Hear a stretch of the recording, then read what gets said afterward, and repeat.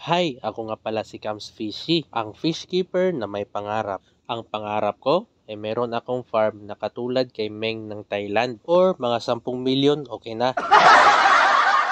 Pero sa ngayon, ang pangarap ko ay makabili ako ng bagong brief. Kaya maraming salamat sa mga nagtitiwala sa aking breed. At ito ako ngayon kapishi, nagsiselect ako ng aking Ryukin. Meron kasing gustong bumili sa akin mga kapishi at malapit lang dito sa amin. Sabi ni boss, ako na lang daw ang pipili. Kaya heto ako ngayon at naka-uniform pa. Rekta na kasi ako dito sa mga isda ko mga kapishi at hindi na ako nakapagbihis. 6 pieces nga na Ryukin na order ni boss mga kapishi. At ito ay mga selected ko na Ryukin. Sa mga naghahanap na potential at antay lang po tayo. November pa kasi release ko sa aking mga potential ka-fishy. Kasi hinihintay ko pang lumaki sila para ma-final call ko. And to cut the long story short, nakaselect na ako ng 6 pieces. At ito na tayo, inilalagay ko na sa viewing tank para mas ma-appreciate ng buyer ang mga naselect natin na mga isda.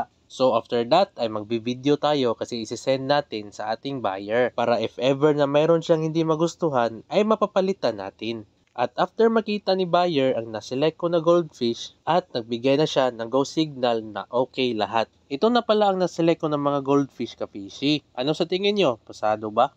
At before kong i-ship kinaumagahan mga kapishi, ipafast muna natin para hindi sila magdumi sa plastic bag. Kung nakikita nyo kapishi, itong tray lang ang gamit ko na isolation box para hindi na sila makakain ng kung ano-ano sa tank at madali lang silang hulihin pag shipping time or to avoid na maswap sa ibang goldfish at magreklamo si buyer na ibang pinadala na isda at ayaw natin yon.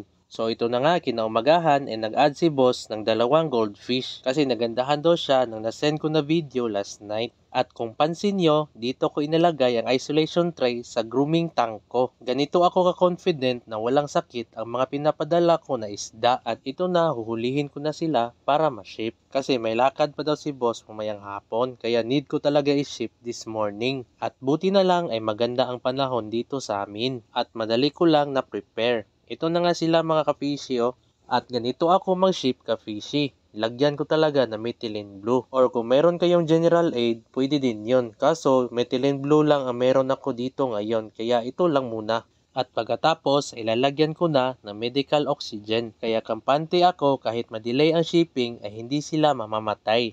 At of course, tatalian ko ang plastic bag. Yung mahigpit na mahigpit para hindi mag-leak ang oxygen. Matagal ko ding na-master tong pagtatali ng rubber band ka-fishy. At of course, tatalian natin ang baba para hindi sila maipit dyan.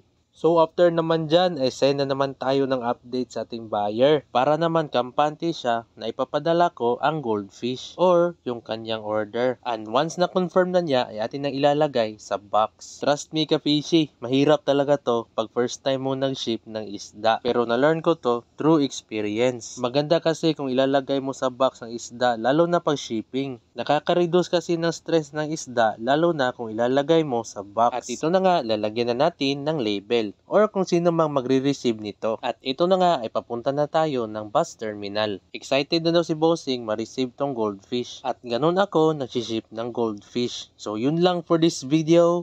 Peace out.